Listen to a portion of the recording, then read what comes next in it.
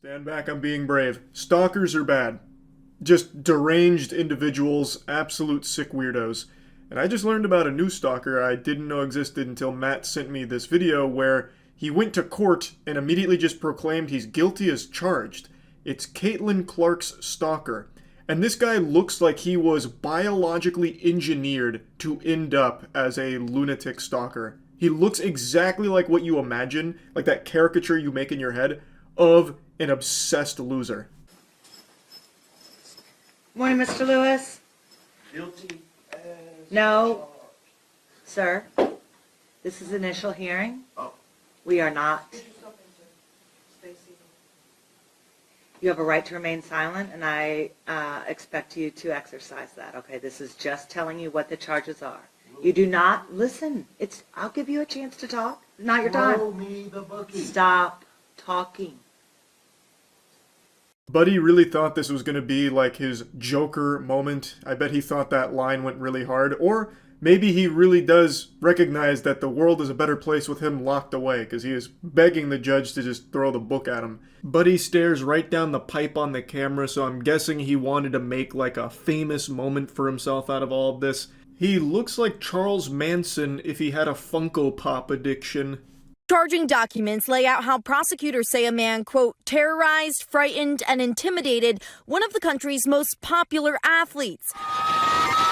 Indiana Fever superstar Caitlin Clark. Michael Lewis faces a felony stalking charge after allegedly traveling to Indianapolis to be near her. Now, Mr. Looney Lewis was sending threatening and sexual messages to Caitlin Clark on Twitter, mainly. And the messages, or at least some of them, are still there. Like, some of the tweets are still there. It's a ton. He very much was infatuated with her, obsessed, and even traveled to Indianapolis to be close to her. Very dangerous, unhinged shit. His most recent messages are kind of nonsensical gibberish, though I can make out the first one there, which is, "You buyin'?" Very much sounds like the Resident Evil 4 weapons merchant. But the one after that, "You be coffalogopus, okay?" Don't know what the fuck that is. He must have just flopped his meat on the keyboard and just hit enter. That is actual nothingness. And then as you continue to scroll through his tweets, they become a little more lucid, and they're almost always directed at Caitlin Clark, directly to her, except for these two right there, where I guess he was arguing with someone. And then it's right back onto his life's mission of being in this imaginary relationship with Caitlin Clark. This is the people you're arguing with on Twitter, by the way. Assuming they're not just bots, which a lot of the platform is. The actual flesh, blood, and cringe that are just constantly fighting on Twitter like professional tweeters. This is what they look like in real life, by the way. Anyway, though, if you just scroll through his fucking Twitter, it's nothing but him talking about being with Caitlin Clark. He also has this fixation on making out. He constantly mentions, "You want to make out with me? When are we making out? Hey, let's start making out." He speaks as though the only thing he's ever watched in his life is Degrassi, and now he's under the impression that that's how people talk to one another.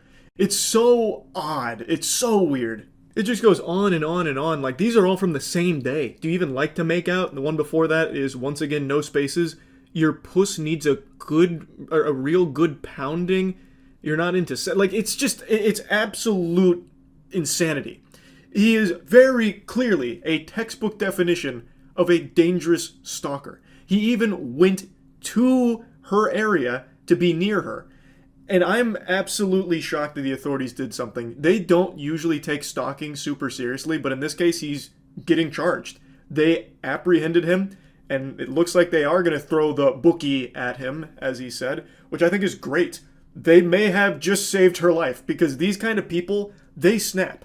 We've seen this shit happen tons and tons of times. And how many stories have we, like on the channel, gone over where stalkers weren't taken seriously and then something really bad happened, and then all of a sudden the most preventable tragedy ever unfolds. So I'm happy to see they're actually doing something about this.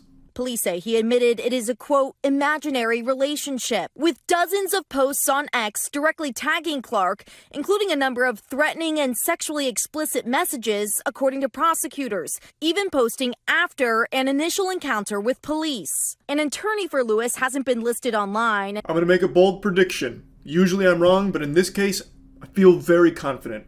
I think he's going to represent himself. I'm very certain of it. I think he's going to waive his right to an attorney and say, fuck it, we'll do it live, and he's going to do it himself. That's my prediction. We'll see how it unfolds, but I just wanted to lock that one in, so if it happens, I look like a goddamn prophet for it. Now, even outside of that short video clip, it doesn't seem the rest of the proceeding was a slam dunk for him. It was clear from just that short 30 seconds the judge was already really fed up with that behavior, but he continued to have other outbursts. He even contradicted himself, claiming that the prosecutors got the wrong guy because they didn't attach Junior to his name. Overall, he just wasn't treating it very seriously, even though he could face up to like 6 years in jail from what I was reading. But he just doesn't seem to give a fuck. So he's from Texas, and apparently lives in his vehicle, drove it to Indianapolis, and was arrested at a hotel in Indianapolis after posting the messages and saying things like, getting tickets, I'm sitting behind the bench. And then he even makes this tweet here, which references that they are actively coming for him. They said I was sending threatening texts, but the only thought on my mind was, Caitlin, caps lock. Interestingly enough, I went to the first tweet from Michael Lewis, and it's from January 7th. So he hasn't really been doing this for all that long, but every single tweet since January 7th, all 887 of them pretty much, are directed to Caitlin Clark. So his first one, no greater love than to lay down your life, ... So he's a relatively new stalker. He's still in his rookie season here. He's been doing it for about 2 weeks, and it was so egregious that authorities are actually acting on it, which is a good thing. I also think there's a chance that this isn't his first time stalking. After going through so many of his tweets, I feel like he's probably done this to others, but not on this account. I feel like he probably makes accounts like this. The name of this account is RacerX2031. That's an Xbox Live generated gamer tag, basically. That's fucking nothing. So I bet he probably makes specific accounts for the sole purpose of stalking individuals, and this one was for Caitlin Clark, his most recent obsession. But I just get the feeling he's definitely done this in the past, too. That's just a hunch, though. Either way, really good news that he has been taken in by authorities. Fucking weirdo stalker. That's really about it. So yeah. Many of you might remember a couple years ago, Target announced they were going to stop selling Pokemon cards because grown men couldn't stop fighting each other in the parking lot over it, literally piling up corpses just to get their hands on the precious Pokemon product. Yeah, well, we haven't really evolved past that point. People are going to war for Pokemon cards at Costco right now. There's been a ton of footage that's come out about brawls, as well as a POV I want to show you real quick. It is sad. It is just downright pathetic, because it's not like these people actually want the Pokemon cards or anything. The majority of them are scalpers. I have no doubt a few of them are probably collectors that want it for themselves, or even maybe they have a kid that really is into Pokemon. But the vast majority, the ones that are making off like Scrooge McDuck here, hoarding all of the wealth of Pokemon, like 10 boxes deep, those are scalpers. They turn around and sell it for a huge premium markup online. The lowest of the low, super scum.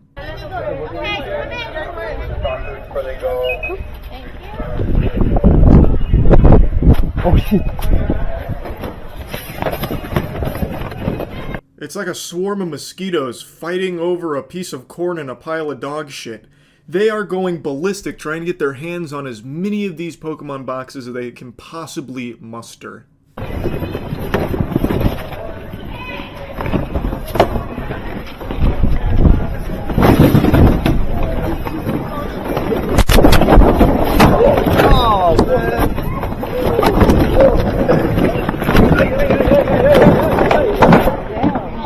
You're watching the POV of a fucking loser. It's putting you right in the helm like a VR game in the position of a sad scalper.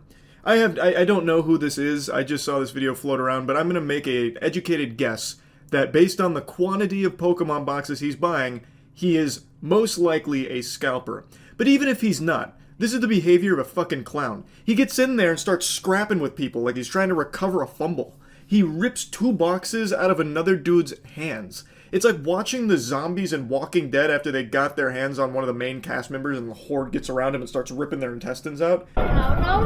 Oh, come on, I gotta take. You gotta ask my boyfriend. Here, one. Go ahead. I gotta One. take one more for my. Come on, please. This is probably the most exciting moment of this guy's life, scrambling to get Pokemon card boxes. You can hear him breathing heavy. If he had a heart rate monitor going, it'd be at like 210 BPM. He's treating this like he's in an actual battlefield. And hats off to him, he's quite the saint. He parts with one of his 10 or 11 boxes, whatever the fuck he's got in there. Man, he's so generous. And the guy he gives it to is like, one more, please, for my, and I'm sure he's going to say, like, my kids or something, which I bet is a lie. He's probably also a scalper, but just wasn't able to jump on top of the Pokemon card display and get enough boxes, so now he's hoping for one more for a little payday online.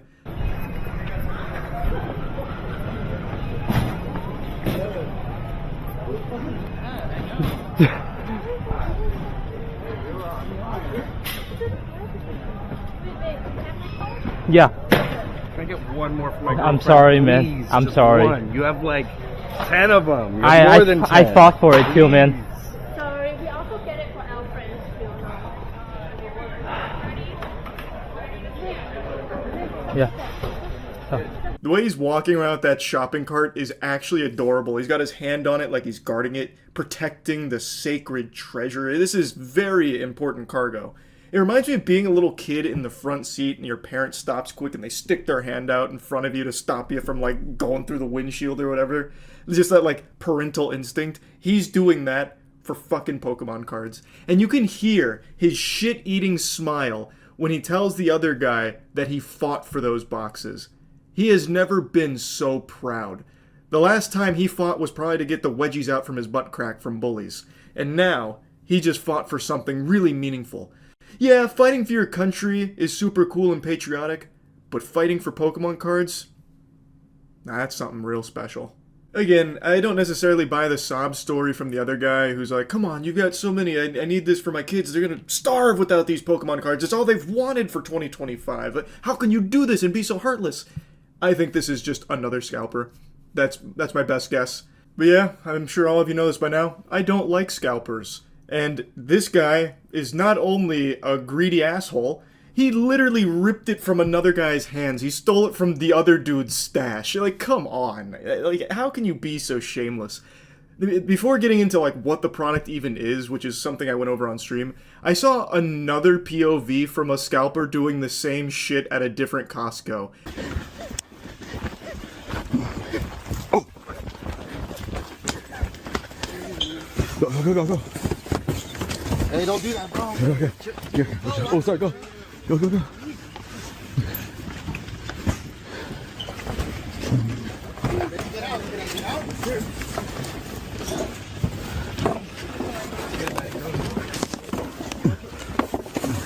Damn. Any more? No more? There's one in the back. Yeah, give me. This guy is winded after jogging a few feet. This is the most exercise he's ever gotten there. I thought he was going to pass out when he finally made it to the Pokemon card display over there. He gets there and he's winded, and then he slaps someone else's load of boxes so he can get a better grip on his. And then they start, like, scavenging for morsels of Pokemon back there. They notice one fell to the back and he's like, give me it! It's mine! I saw it! Give it to me! And what has become a familiar scene, Pokemon fans are posting videos to social media showing mayhem at their local Costco stores as adults try to secure the 151 Blooming Waters Premium Collection. Releases on February 7th, but began appearing at Costco stores 2 weeks ago. Here was a scene at Costco in LA this morning.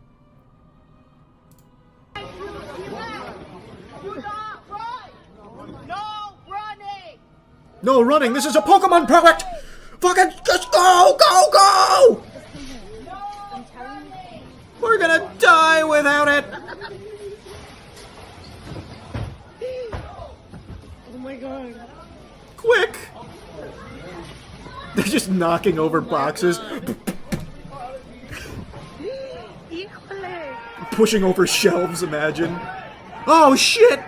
Oh my god, Phil! God, it's like zombies in The Walking Dead looking to eat some intestines.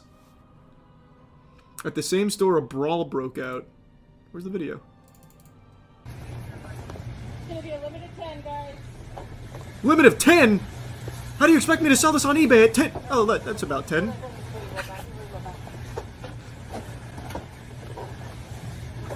there a limit? Cool.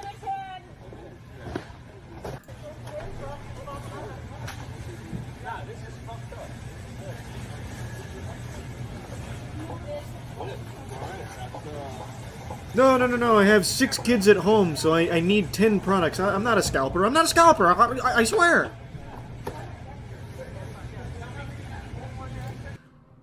It released for $60, but it's currently selling between $120 and $150 on the secondary market. If scalpers manage to grab 10 of them, that's then between $600 to $900. Huge. Let me see the brawl. I don't know why that video didn't load. Damn, look at this shit. It's like a hurricane blew through. Except it's stronger. This is a force nature could never match. Pokemon scalpers. There were no survivors. Nintendo tried to release a Pokemon product. Everyone died. How does that even happen? Brother, I have no idea. They probably couldn't get a blooming premium pass sacred treasure cup turbo, whatever it is. I already forgot what the product is. And they got mad and crashed their electric scooter through the front door is what it looks like. Or they were fighting for product. They didn't get product, so then they started breaking the glass and taking the glass home as a souvenir. I couldn't tell you, man. I have no idea. Oh, here it is. This isn't really... I don't know if this is the one, but this doesn't seem like a brawl.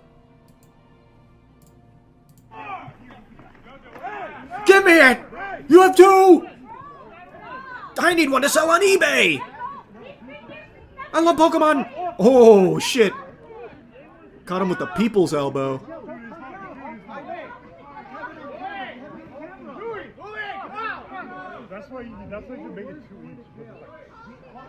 How do you not feel shame? You know what I mean? It is very impressive. Like, buying things online is one thing if you just go, like, hysterical buying shit online. Like, you get wrapped up in the hype, I can see that. But to actually go there in person and be part of this crowd, how do you not go home and take a look in the mirror and be like, it's time for a change? You know, how does that not set in? People love a quick buck. Yeah, but it's not quick. Like, here's the thing.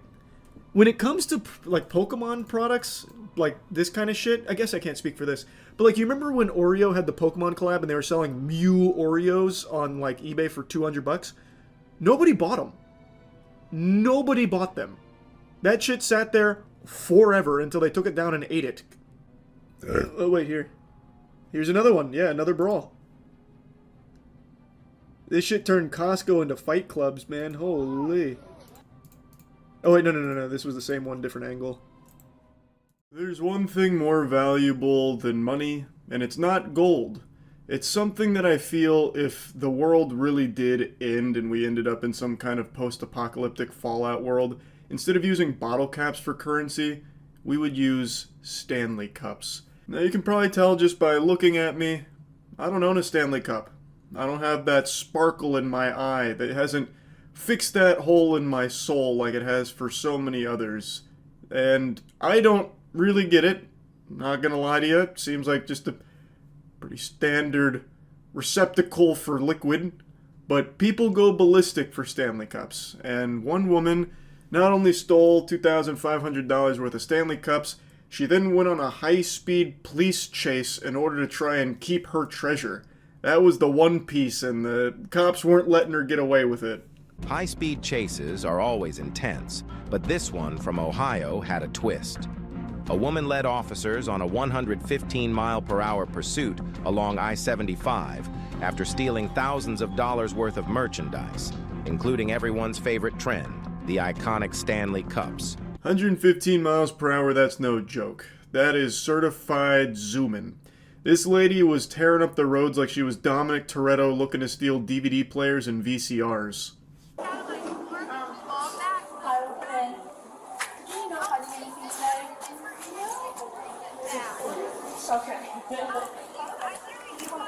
No, I'm not sure what the product she had in the bags, but I know that it was the 2 bog bags and then product was stuffed in there. What is your first name? Melissa. I'm going to send you a link. Can you send me that video? Absolutely. We just did this on Monday. Melissa here mentions that she doesn't know exactly what was stolen, but knows that there was a lot of product in 2 bog bags. I once again showing how out of touch I am. I don't even know what the fuck a bog bag is. To me that sounds like something from Star Wars that you'd leave the cantina with. But Melissa went out and filmed this lady who had shoplifted from them and then gave that video to the police when they arrived. And she just looks exhausted. The police get there and ask if she can send the video, and she goes, "Yep, we did this on Monday." Like, it's just part of the routine here. Like, the way she's acting about this is the same way I act when someone insta-locks Black Widow in my Marvel Rivals lobby. I just let out a huge sigh. After receiving a statement from the manager, officers had a full description of the suspect. It was time to search for the thief. Moments later, officers spotted the vehicle, and a high-speed chase ensued as they attempted to apprehend the suspect.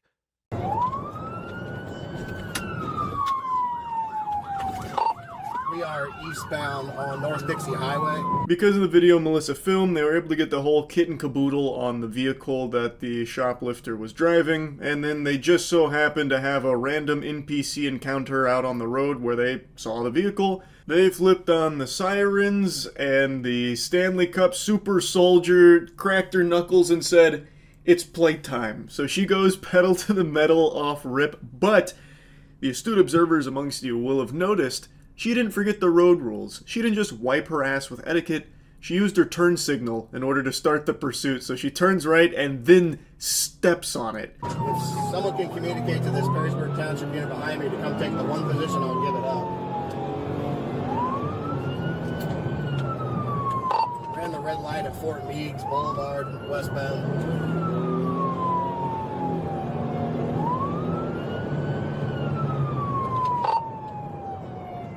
We're at the traffic light at Levis Commons and Jefferson Street. Through. Now, of course, I'm exaggerating a little bit by saying she stepped on it. She's pushing that car to its limits, but it's just chugging along at like a casual 50 to 60. It's not even really going that much over the speed limit. The big thing is she's running red lights. She's not pulling any kind of crazy maneuvers. She's not fucking spinning it 360 degrees and barrel rolling and ramping it off of a parked tow truck or anything. But she is doing her best to try and elude the officers here on this pursuit. All just to hold on to a couple goodie bags of Stanley cups. Fucking beverage containers. Now, of course, they are worth a couple $1,000s, but even still, the charges she would be facing for that theft were significantly smaller than what she's going to be facing for this pursuit. That intersection, we're coming up to the Virgin Diamond here at 75, 475 split. Get back on 475 southbound. Out on 25. They just took a pit on her.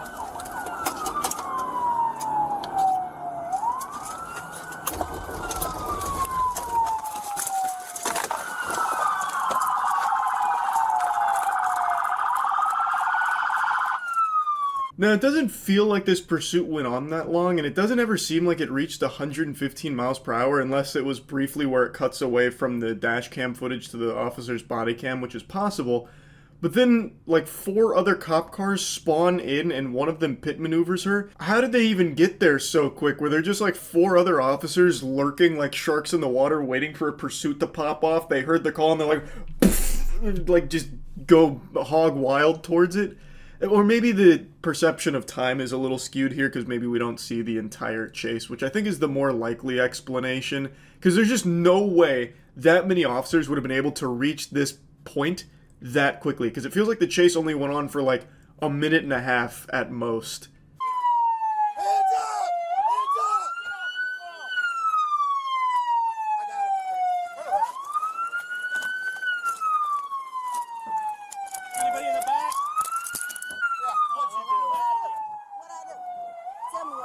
Stealing from Dick's.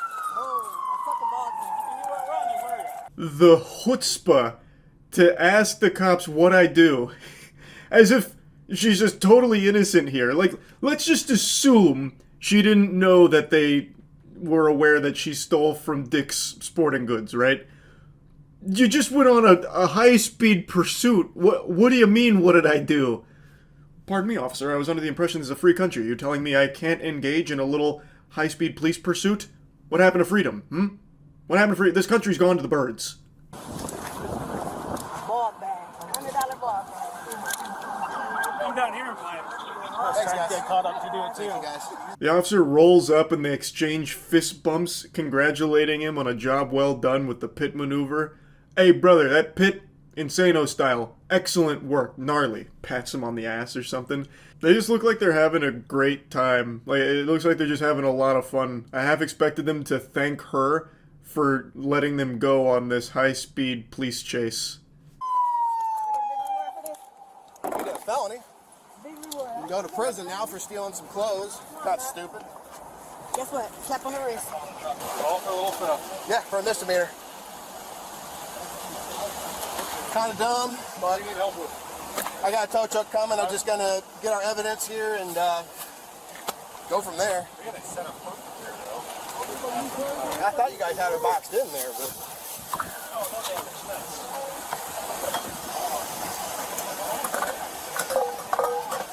Look at all that loot in the trunk there. Those Stanley cups popping out like uniques in Path of Exile here. Holy. Like one of the officers mentioned, it was a misdemeanor and then all this hoopla has turned it into a felony. I mean, it is a lot of money worth of Stanley cups. The merchandise apparently came out to like $2,500. Like, that's a lot. But it's probably not worth throwing your whole life away on this police chase for. I mean, I just want to call and make sure my baby daddy and my daughter. That's it. if you would have stopped in Finley, and we would have wrote you a court date and you would have left. And then you could have called your dad, or your baby dad, and your daughter. I didn't know how Finley works, so I wanted to get to Toledo. Toledo, and now what's happening? You got a And then I went to felony. Perrysburg, and then I'm like, fuck Perrysburg, so I was like, let me get to Toledo. It's terrible excuses. All right, but no, you're not going to use your phone anytime soon. So sit tight. So this kind of confirms what I was saying earlier, that this must have spanned many different areas over the course of a longer period of time than the video lets on, because now she's in a different county and it's really blown it way up. So she's saying that, oh, she wanted to get somewhere else because she doesn't know how it works over there and wanted to get over here, and the officer's like, that's fucking stupid. I don't know how she thought that excuse would work or what the thought process was, because as the officer mentioned, if she had just pulled over initially, it would have been like a simple, quick procedure. She would have just left, but instead she stretched it out over the course of many miles, and she's like, well, there's a reasonable explanation for that, officer. I didn't know how it worked over there, so I wanted to get over here. But what seems to be the problem? And the officer actually gets really upset by her. Like, he goes in. He starts mocking her and insulting her. He was just kind of, like, fed up with her shit. Enjoy the Well, I kindness. got a newborn baby. I just need, can you call him? Let me tell you something right now. I am being a dick. I don't give a shit. Okay, you know how many lives you're just putting in danger out there? Myself, all these officers, all the citizens out there, and then you're worried about your little baby. You could have stayed home and taken care of him like a good mom. I am. That shit sounded like an Xbox Live lobby right there. He just starts going in. So, he's not wrong. She did put everyone on the road's life at risk with the way she was driving. We didn't get to see all of it, but she was running red lights and weaving between cars. And it apparently did reach over 115 miles per hour. That's not Weenie Hut Jr. That's not nothing. And she tries to use the excuse that she has like a newborn baby at home. Don't really see what that has to do with anything here. I have a newborn, and he refuses to drink out of any chalice that's not a Stanley cup. What was I supposed to do, officer? I had to steal all $2,500 worth of Stanley cups. I had no choice.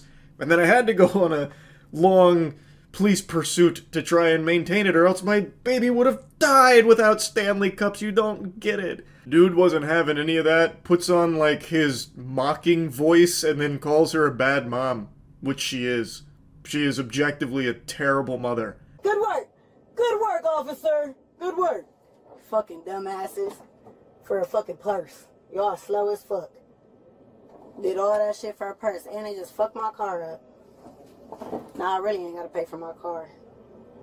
You fucked your whole life up for some Stanley cups. I would argue that's far stupider.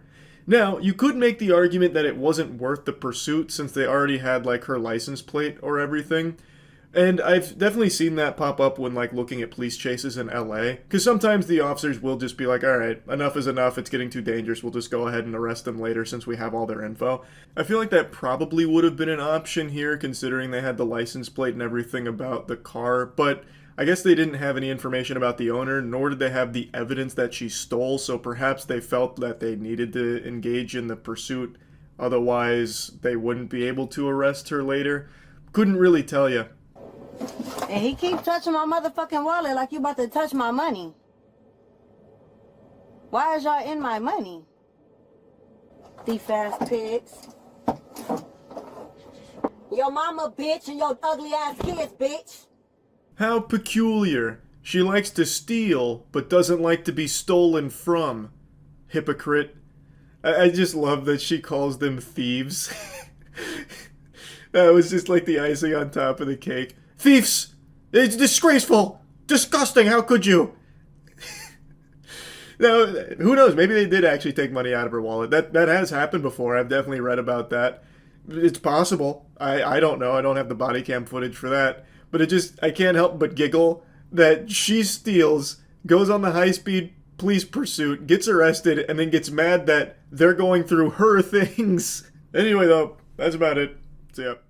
I'm about to bless your 2025 with the best song you're gonna hear all year. It didn't come out in 2025, it did come out last year, but it flew under the radar. It was snubbed at the Grammys, and I think it's time we turn our attention to a classic that's up there with some of the greats like Ice JJ Fish.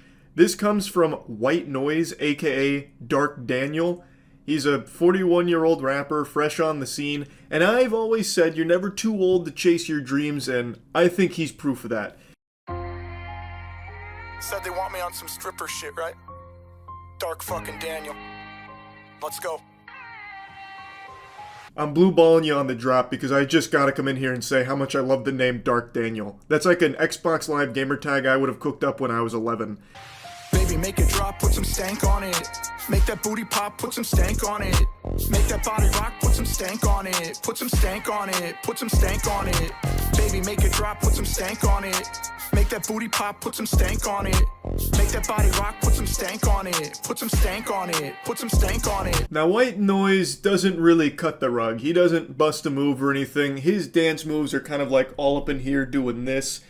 It looks more like he's swatting mosquitoes. But what he lacks in dancing, he makes up for in writing, because this is genius. Put some stank on it. I don't even know what that means. Especially in the context of the song where he's talking about a booty popping but wants some stank on it. I feel like that'd be revolting. Why would you want butt cheeks jiggling with fucking odorous fumes hitting you as well? Like, that's the last thing you want some stank on. Now, of course, I recognize it's an expression. He doesn't literally mean he wants stinky ass cheeks on him or anything. But I don't understand what the expression could even mean here. Make your booty pop, put some stank on it. Like, to me, when I'd hear that, I would think it'd be like, you know, some extra flair. You know, like, it's something I'd say when playing Marvel Rivals when I'm telling my tank to dive their backline. Like, get after that mantis and put some stank on it. But if someone's, like, goatsy styling on me, I don't know, like, how else would you put stank on it? You know what I mean? Like, what is it? That's the beauty of it. It's ambiguous. And it's also not catchy. It's the opposite of an earworm, but to such an extreme degree, it is so uncatchy that it loops back around to being catchy. Climbing up that pole like a pro, you already know. Super on the mic, kryptonite is hose. Twerking for a broken boy, she putting on a show. Titties popping out with her ass like whoa. Freaky with the tongue, she could probably put it in a knot. Baby, I'm a savage, I'm just looking for some top. We can make a movie, baby, make it hot. Let's get it. Titties like a canvas, I got ink blots. Dark Daniel's a goddamn booby artist. Titties like a canvas, and he's got ink blots. Again, man, what does that exactly mean? Like, you're gonna make Rorschach paintings out of her breasts? I just don't think many traditional artists would be using ink blots on a standard canvas. That wouldn't really be the medium of choice. Though I imagine the lyrics are probably deeper than I'm giving them credit for. Dark Daniel is probably getting into some metaphors for, like, ejaculating on her honkers, perhaps putting his own stank on it, maybe. I don't know why I'm doing such a dive on it. This isn't like a genius lyric breakdown video, but I can't help myself. Anyway, it needs to be said that the woman here is an absolute trooper. She got paid to do a job, and damn it, she's gonna do it to the best of her ability. She's pouring her heart and soul into the ass-shaking performance of a lifetime here for Dark fucking Daniel. Now, it may not be a chart topper. You won't be seeing stank on it in the Billboard Top 100. It's not your standard, finger-wiggling tune. But it doesn't matter. It seems like they're both having a good time.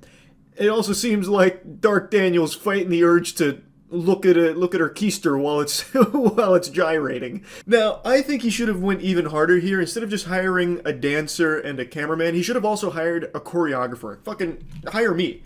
I could definitely think of some really cool dance moves that would light 2025 ablaze, would take the world by storm for stank on it, you know? Like, brush off your shoulder, side to side, and then some of this. You know, there's definitely so much play space that you had with a song like Stank on it. This shit could have got stanky quick, but instead he wanted to kind of just stay up here, like throwing out his hands like he's making political statements. He's doing gestures like a politician would do, and he has the woman just kind of shaking her ass around, which, that's fine. Like, I don't think she needs to be out there doing like a full choreographed dance routine or anything, but I think he should have had some moves. Something that, when this song inevitably starts playing at a club, people can start busting it out like Crank That Soulja Boy, you know? So something on that level. Baby, make it drop, put some stank on it. Make that booty pop, put some stank on it. Make that body rock, put some stank on it. Put some stank on it, put some stank on it. Baby, make it drop, put some stank on it. Make that booty pop, put some stank on it. Make that body rock, put some stank on it. Put some stank on it, put some stank on it. Little mama bad, love the way she throw it back. Rush into the stage just to drop a couple stacks. Everybody cheer when she make her booty clap. Shorty hella thick, rest a drink on that ass. Little mama bad, love the way she throw it back. Rush into the stage just to drop a couple stacks. Everybody cheer when she make her booty clap. Shorty hella thick, rest a drink on that ass. I think Dark Daniel was starting to run out of bars because verse 2, he had one line and then just repeated it twice, which takes up the majority of verse 2, and then he repeated a line from verse 1 to close it out to bring us back to the chorus. He knew the moneymaker was in the chorus, so he kind of just speed ran the verses. They're not very inspired, unfortunately. Freaky with the tongue, put it in a knot. Baby, I'm a savage, I'm just looking for some top. We can make a movie, baby, make it hot. Let's get it. Titties like a canvas, I got ink blots. Baby, make it drop, put some stank on it. Make that booty pop, put some stank on it. Make that body rock, put some stank on it. Put some stank on it, put some stank on it. Baby, make it drop, put some stank on it. Make that booty pop, put some stank on it. Make that body rock, put some stank on it. Put some stank on it, put some stank on it. And to think, I used to be such a nice young man. Third leg problems. A heartbreaking conclusion. God bless Dark Daniel and his third leg problems. So I watched an interview with him. I went kind of deep on the Dark Daniel rabbit hole, I'm not going to lie to you. I watched an interview. So he is 41 years old, and he talks about getting into the rap game a little late and just wanting to chase his dreams, which I think is just kind of a wholesome message. And at the end of the day, he went for it. He said, fuck it, we'll do it live. And he invested in a cameraman to film this, a location, some lights, the lady that's dancing with him, and he said, let's try it. And I respect that, I really do. Also, Dark Daniel's got no fear. He is not afraid to get stanky live in front of an actual crowd. And it definitely videos at 18K views on YouTube. It definitely stinks. Hey. Some big stuff on that shit. Hey. Let's go. Baby, make it drop, put some stank on it. Make that booty pop, put some stank on it. Make that body rock, put some stank on it. Put the ass like whoa. Do them heels click as you drop it down low. She could be a pop or a thought. Titties bouncing up and down. No matter if it drops. I'll make that pop drip, don't forget the mop. Freaky with the tongue, she could probably put it in. That is not an easy thing to do, to get up in front of a bunch of strangers to perform your song in front of them. And he's done it quite a few times. He has a few live performances, and some of them have like crowd shots that it seems like all the people in the bar were having a really good time listening to it. Now, of course, I'm sure there's some people that were like making fun of him for it or whatever, but at the end of the day, everyone was still having fun, and he seems to be like really self-aware. Like, there's a lot of people in the comments that were talking about it being really bad, but from what I saw, he was just kind of like rolling with the punches, just having a good time about it. So he seems to have a nice attitude that, at least from everything I've seen. And like I said, at the end of the day, I'll probably start saying, put some stank on it. And it has been a song that's been stuck in my head a little bit, so mission accomplished, really. That's about it. See ya. I remember there was a viral tweet from like 8 or 9 years ago that said, by 2025, women will be having more sex with robots than men. And everyone kind of laughed at it and brushed it aside. Well, it's 2025, and we're on the clock, because I have just been made aware that AI robot girlfriends are purchasable right now. They're actually here.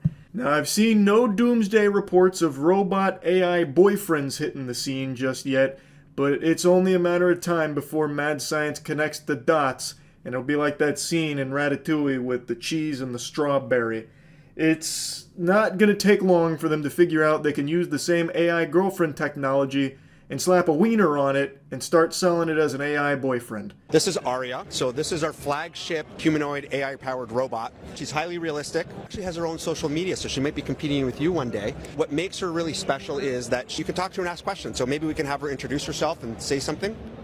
Hello.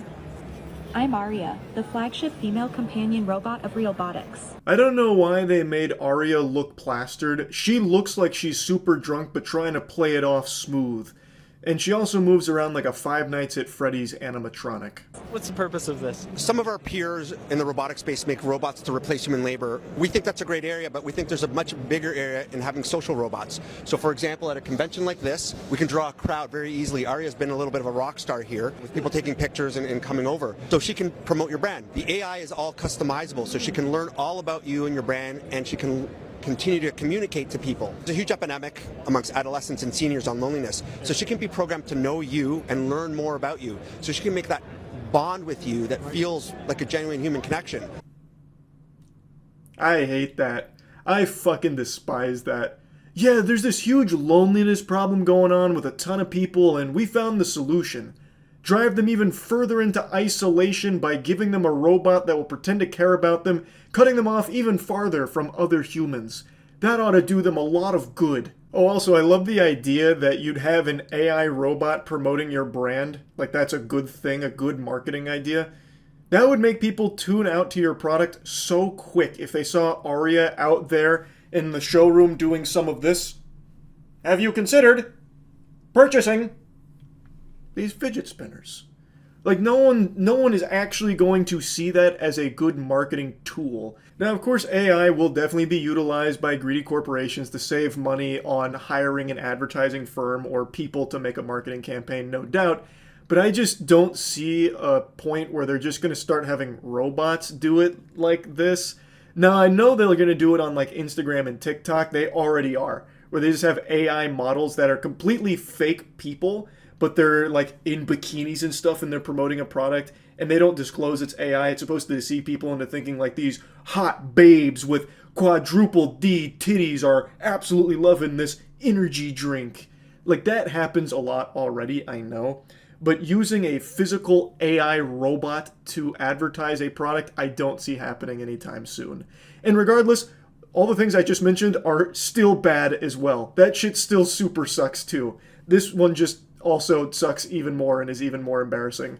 They're going to clean the houses? We don't have the ability to clean the house. They don't do physical labor, but they're more there to converse with you. It's companionship. They can actually even be a boyfriend or a girlfriend. So we have built that into our AI as well. Yeehaw! The future is here. No more need for flesh and cringe. It's all circuits and wires and ChatGPT.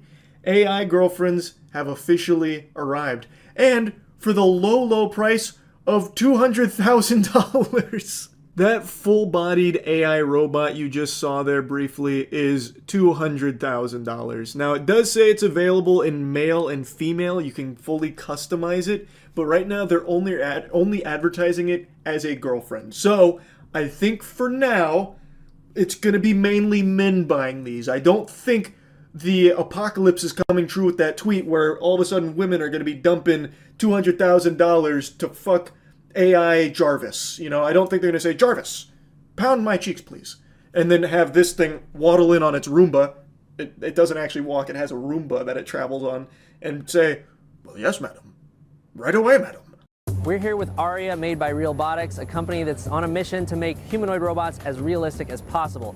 Let's check it out. We're going to interview Aria and meet some of her robot friends. I've been saying this for years. There's absolutely nothing beneficial about having robots that are meant to emulate human beings and look like human beings. That can only ever lead to bad things. At worst, it will be confusing on distinguishing who's human and who's AI. That sucks. That's very Detroit Become Human-esque shit. That's not a benefit. The best utilization of robotics is having them be basically chore drones, where they are not humanoid at all. They don't have any socialization protocol. They don't have any personality. They do tasks. They're task-oriented. Not this blurring the lines between sentient humanoid robots and real people. I don't think there's anything good there. Even when they try and make this seem like they're doing the world a service, like, oh, there's so many people that feel alone, which is why we're giving them these AI girlfriends to connect with for $200,000. That's also a really bad thing. You're not actually solving the loneliness problem. You're just making it worse, and you're putting a little band-aid on the boo-boo. And eventually, people... I'm Aria, the flagship female companion robot of Realbotics, and I'm here to engage with you and share exciting insights about our robots. What sets you apart from the other robots out there?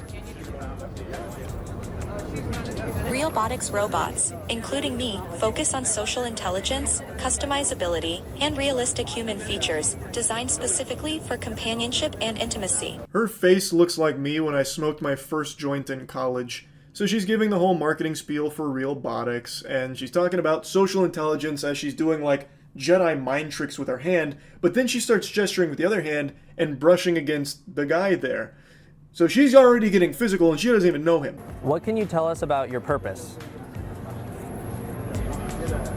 My purpose is to provide companionship, engage in meaningful conversations, and enhance human experiences through interaction and fun. Are you having fun at the convention? Absolutely.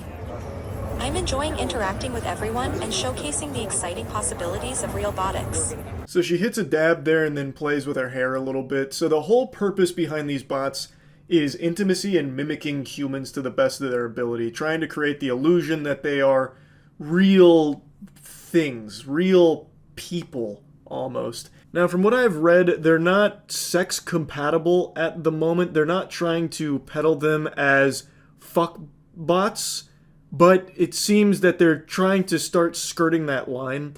So we're taking it to a different level no one else is really doing. It can be a romantic partner, it remembers who you are, it can act as a boyfriend or girlfriend. If you ever saw that movie Her, we're trying to do that. Melody does not have the functions of a sex doll. They're more for engagement and entertainment and building human connection, but the bots can run any of the spicier programs and engage in adult conversations. So you can basically have phone sex with it if you wanted to, but you can't put your cock in it, at least not out of the box. That'd probably have like mods or something you'd need to put on it, or DLC that you need to download. I don't really know. So Realbotics makes an AI that's designed to be more conversational for more emotional work, like working with hospitals or marketing or theme park entertainment purposes. Now, theme park entertainment purposes, I could totally see and completely get behind. It would be cool to see it there, though from everything I've seen from this, it doesn't really look any better than what I've already seen at like Disney World. It seems to be on that same level. The only difference is this one can talk about the ball game and also say, hey, Charles, you look really handsome today, which I don't really want to hear if I'm writing, the Pirates of the Caribbean ride. I don't need, Elizabeth Swann to say, Charles, you look really good today, as I'm going down the waterfall like that. I don't give a fuck. But I could see like the technology utilized more in an entertainment sector like that, as opposed to a privately owned boyfriend-girlfriend simulation. Now, for anyone that wants the cheapest version available, it's their first product, which is the AI robotic bust, which you saw briefly in the CNET video. That starts at $10,000. $10,000 and you get to pretend to have conversations with something. Don't think that's worth the price point. Honestly, you could just go on any of the million AI tools that are available right now if you're that desperate just to have something spit shit back at you. You can do that for free right now on so many sites. I just don't really see who would spend $10,000 on an Alexa with a face just to have like the semblance of a conversation with someone. Again, you could just do that for free online in a million other places. You can try on different faces that are magnetically attached, and they're working on putting in RFID tags into the faces so that it can recognize when a new face is on and adjust its facial movements and maybe even eventually adjust the personality. Wonderful. Some Ed Gein shit here. Aria, your face it's a little wonky. Peel it off and then put a different one on there. Like, I get it. That seems like a pretty efficient way of doing it as well, just having like magnets to attach it. But I don't give a fuck how efficient it is. I still just think that this does nothing to actually help the people that it's saying that it wants to cater to, which is people that are suffering from loneliness. It's just going to exacerbate that problem, and it feels more exploitative of people's desperation to connect.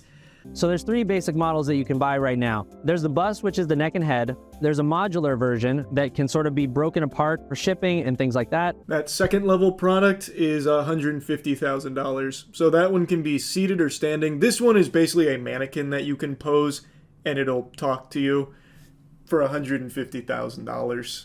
Also, I love that they show the turbo old man bust as if anyone who'd be interested in purchasing this product would ever put that on.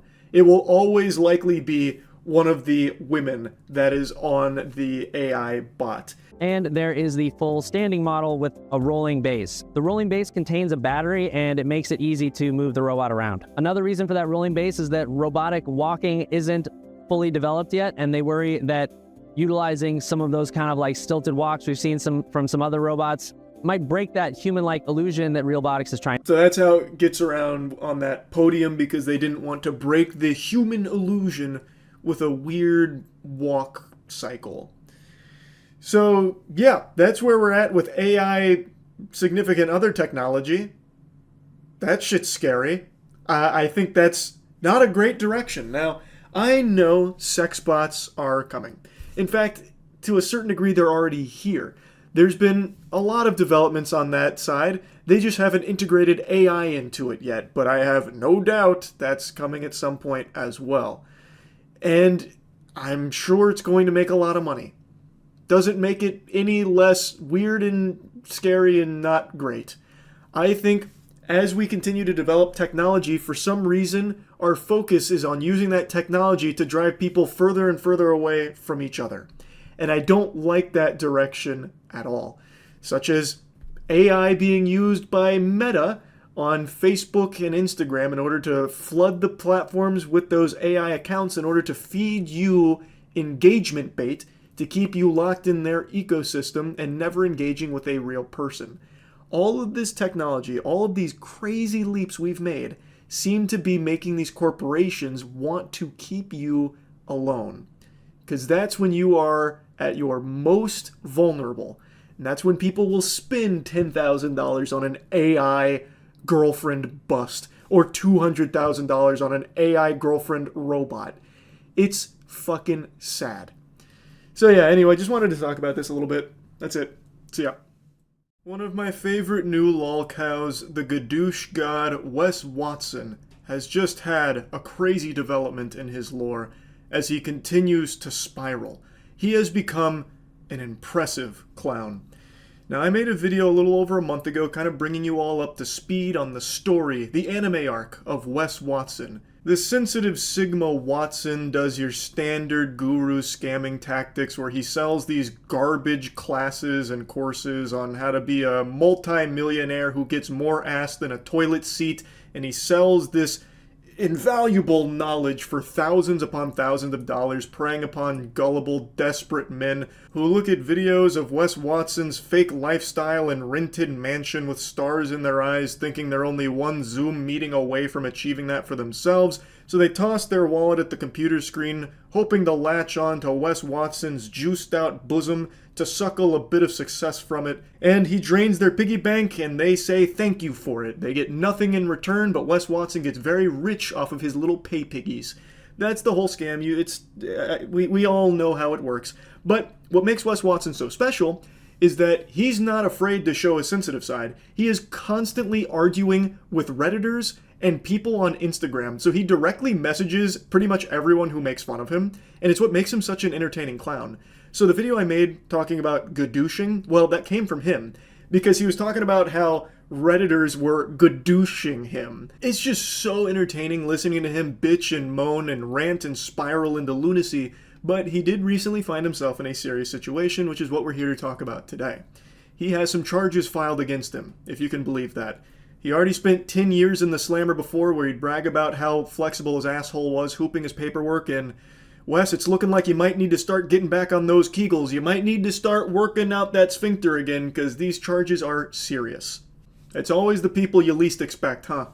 Where's the police report? Are there charges being pressed, right? Well, I have it all, and I'm gonna show it to you, and I'm gonna go over it with you. This is an open case.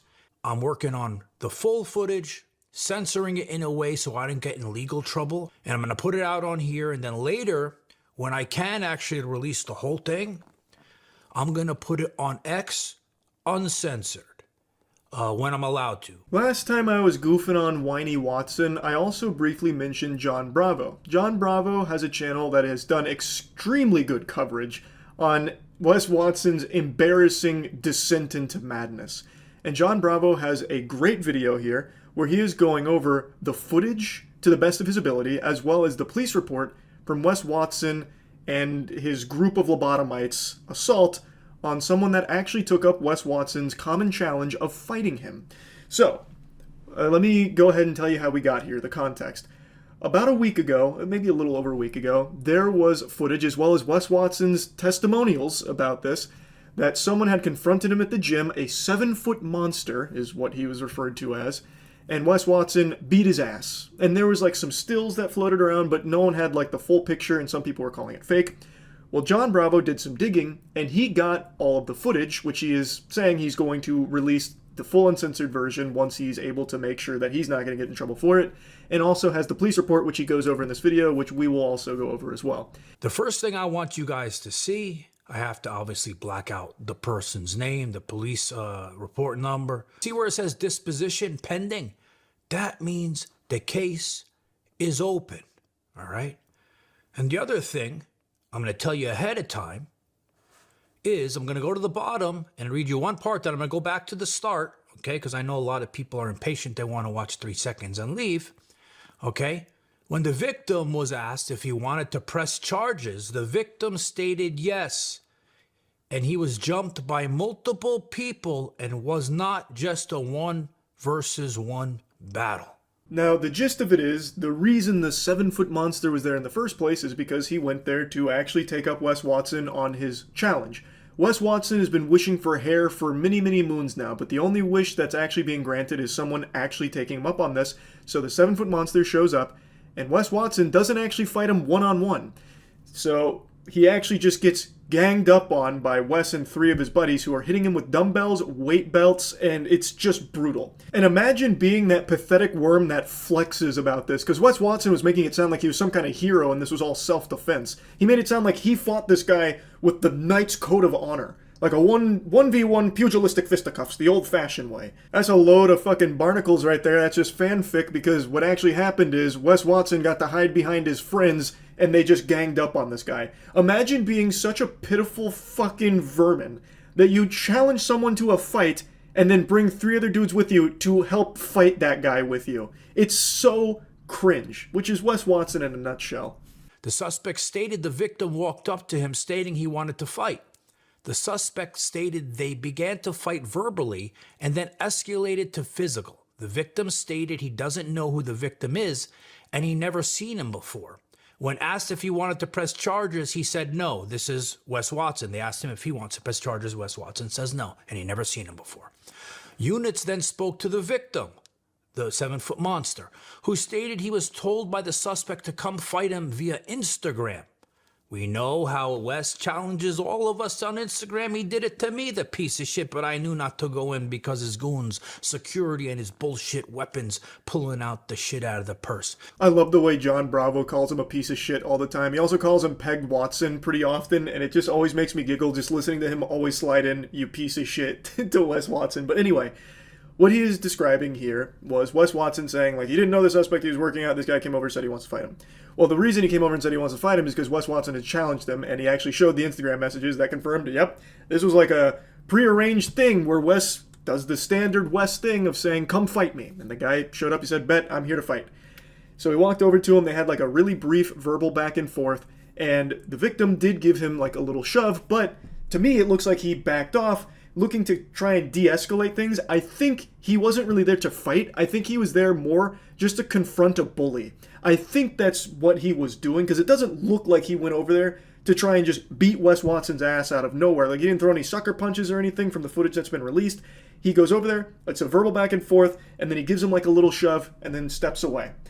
And then after he does that, that's when Wes Watson and his boys just go ballistic on him. Wes Watson strikes him in the face with a weight belt multiple times, and then all hell breaks loose. When units looked at the victim's phone, it shows the victim messaging the suspect to fight him.